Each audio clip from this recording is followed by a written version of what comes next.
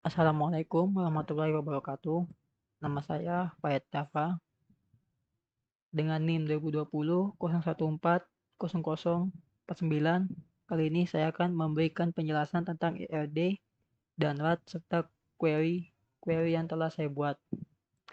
Yang pertama untuk IRD-nya adalah di sini kita memiliki entitas pengeluaran, entitas karyawan, entitas status karyawan, entitas pengajuan, entitas pemasukan, entitas kode transaksi, dan entitas periode.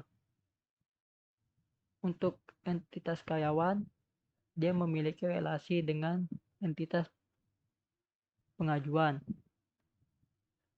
Sedangkan entitas pengeluaran, dia memiliki relasi dengan entitas karyawan. Karyawan memiliki entitas lain juga dengan entitas status karyawan. NIK akan menjadi primary key kita nanti, dan nama akan menjadi atribut yang lain. Di entitas karyawan, ID status akan menjadi primary key, dan status akan menjadi atribut lain. Di pengeluaran, primary kita adalah kode keluar, sedangkan tanggal keluar, pajak, bukti keluar, deskripsi, nominal keluar, dan nominal transfer adalah menjadi atribut. Kemudian di entitas pengajuan, kita memiliki primary key kode pengajuan dan memiliki atribut tanggal pengajuan, tanggal diperlukan, sisa dana, bukti pengajuan, tujuan, deskripsi, dan nominal pengajuan. Dari entitas pengajuan, dia memiliki dua relasi. Yang pertama memiliki relasi dengan pemasukan, dan yang kedua memiliki relasi dengan kode transaksi. Di entitas pemasukan, dia memiliki lagi relasi dengan entitas periode. Di entitas pemasukan, kita menjadikan kode masuk sebagai primary key dan pemasukan bersih sebagai atribut. Kemudian di entitas periode, kita menjadikan ID periode sebagai primary key-nya, sedangkan tahun aja dan semester menjadi atribut. Nah, di kode transaksi, kita menjadikan TRX atau transaksi menjadi primary key dan jenis transaksinya sebagai atribut. Di pengajuan nanti, kita akan memasukkan primary key dari masing-masing entitas yang ada. NIK akan kita karyawan, NIK ini akan masuk ke entitas pengajuan nanti sebagai relasi karyawan dan pengajuan. Kode keluar akan menjadi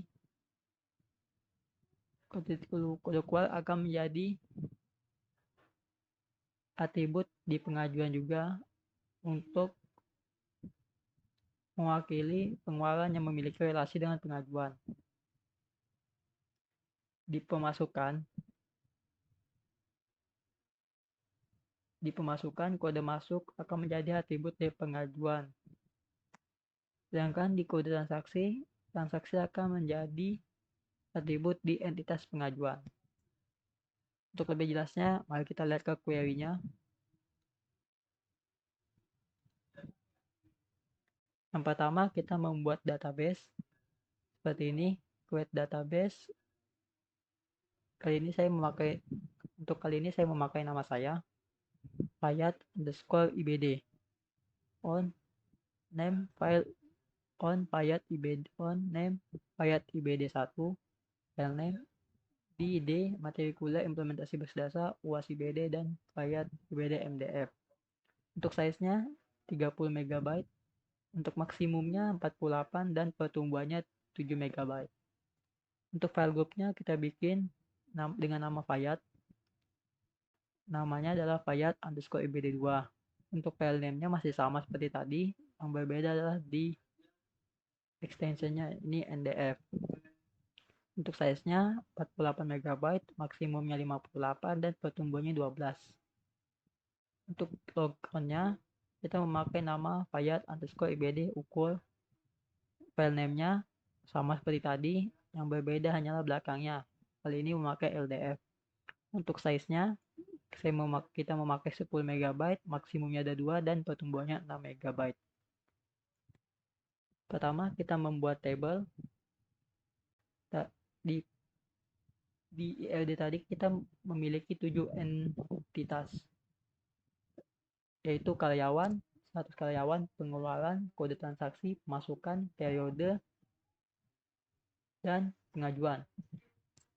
Yang pertama, kita membuat tabel karyawan yang terdiri dari atributnya nick dan nama. Di ELD tadi, nick kita akan jadikan primary key di sini dan nama menjadi atribut. Kemudian kita membuat tabel status karyawan. Di tabel status karyawan, kita masukkan ID status sebagai primary key, status partial sebagai atribut. Di sini nick berfungsi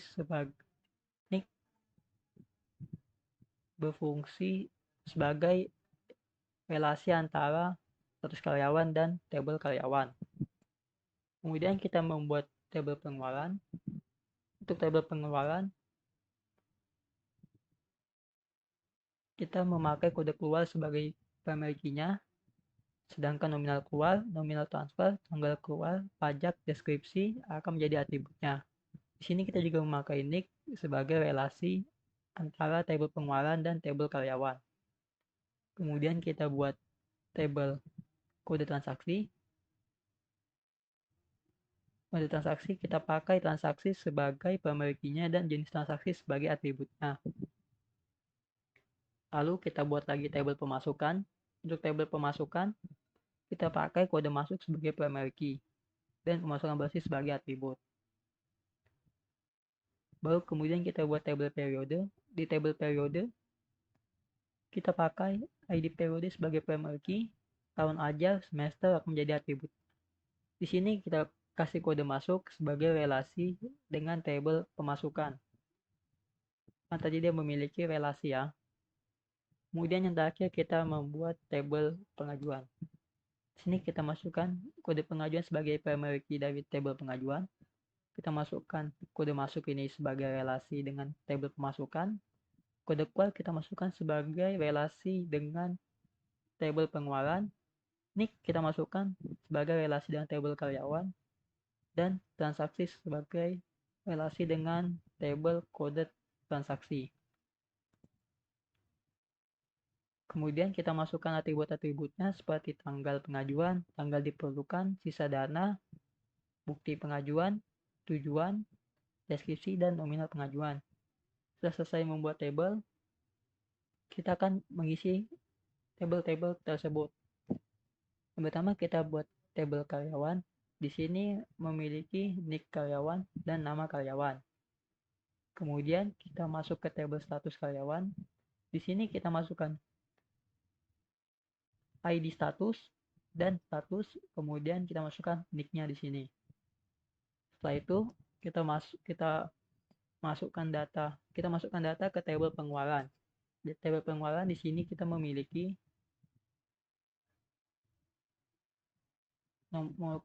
nomor keluar, kode. Di sini kita memiliki kode keluar. Di situ nominal keluar, nominal transfer, tanggal keluar, pajak, deskripsi, dan nick. Berarti ini adalah kode keluar, adalah nominal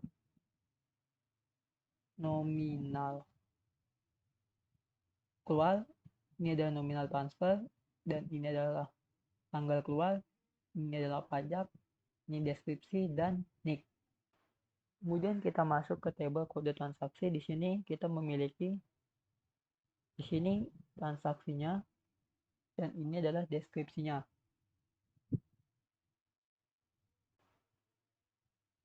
Dan ini adalah jenis transaksinya, Kemudian kita masukkan data ke tabel pemasukan. Ini adalah kode masuk dan ini adalah pemasukan bersihnya. Setelah itu kita masuk ke tabel periode. Di tabel periode kita akan memasukkan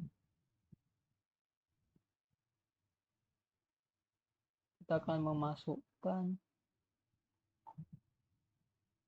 ID periode, tahun ajaran, semester, dan kode masuk. Kemudian ke tabel pengajuan, seperti tadi kita akan masukkan kode pengajuan, kode masuk, kode keluar, NIK, transaksi, tanggal diajukan, tanggal diperlukan,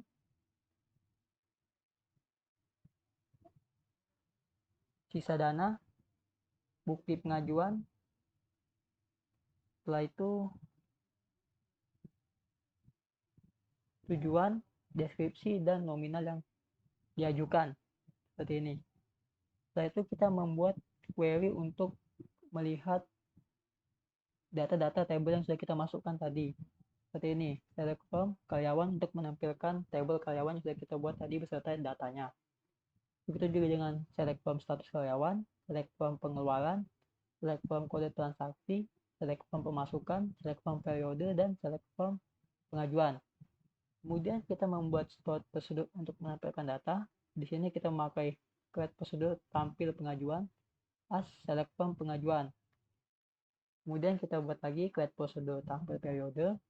Kita memakai add kode masuk varchar 10 sebagai as select from pengajuan, mana kode masuk menjadi sama dengan add kode masuk. Setelah selesai kita membuat stored procedure-nya, kita akan jalankannya dengan perintah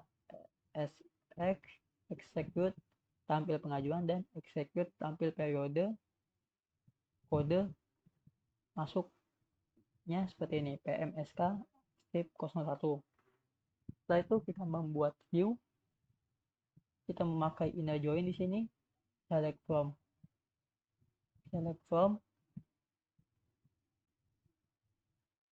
pengajuan, inner join periode on pengajuan kode masuk sama dengan periode kode masuk. Dia memiliki atribut yang sama, yaitu kode masuk di sini nanti. Setelah itu kita membuat prosedur insert data, yaitu untuk pertama untuk insert data karyawan ya, kita create prosedur insert karyawan, kita masukkan yang tadi atribut-atributnya, nick dan nama. Kemudian kita as insert into karyawan, values-nya seperti ini. Itu juga dengan status karyawan, kita buat sesuai atributnya seperti tadi, pengeluaran, kode transaksi, pemasukan, periode, dan yang terakhir pengajuan. Setelah itu kita membuat query untuk update data. Untuk query update data seperti ini, update karyawan, set nama, file Java, where nick ke _003. Ini tujuannya adalah mengganti nama yang ada tadi di atas di table karyawan dengan nama ini, di mana nicknya menggunakan nick K-033. Kemudian untuk melihatnya kita pakai query select from karyawan seperti tadi. Untuk status karyawan seperti sama, kita pakai set status. Maksud status ini di sini adalah kolom status. Kita akan ganti tidak aktif, di mana nicknya yang kita pakai adalah K-003. Kemudian kita untuk melihatnya memakai select from seperti tadi. Begitu juga dengan update pengeluaran, di sini deskripsinya kita ubah dan kodenya kita pakai KLL-03. Untuk kode transaksi yang kita pakai adalah kolom jenis transaksi. Kemudian yang kita pakai adalah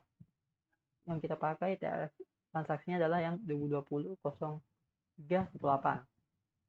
Kemudian untuk pemasukan bersih, kita pakai pemasukan bersih, kita ganti nominalnya jadi 11 juta, di mana yang kita pakai kode masuknya adalah PMSK strip 03. Untuk periode kita pakai kolom semester, kita memakai ID periode yang PR strip 003. Untuk update pengajuan kita memakai kolom nominal pengajuan, dan yang kita pakai kode pengajuannya adalah PGJ strip 003. Kemudian kita membuat trigger untuk mencegah penghapusan table. Untuk trigger penghapusan tabel kita pakai create trigger. Di sini saya pakai nama quick delete underscore karyawan untuk tabel karyawan, untuk for delete untuk hapus sebagai nanti ketika dia akan mencoba menghapus akan muncul perintah seperti ini, deletion table karyawan is not allowed. Kita akan rollback transaction, kemudian akan di return seperti itu. Begitu juga dengan table status karyawan, table kode transaksi, table pemasukan, dan table periode. Untuk table pengeluaran dan table pengajuan, saya membuat trigger untuk mencegah modifikasi data. Untuk trigger modifikasi data, bedanya hanya di yang tadi di sini delete kita ganti jadi update. Kemudian ini harusnya kita ubah menjadi update table. Sini kita ubah menjadi date table period is not load. Jadi table pengajuan. Sini harus kita ubah juga tadi harusnya. Saya lupa menggantinya.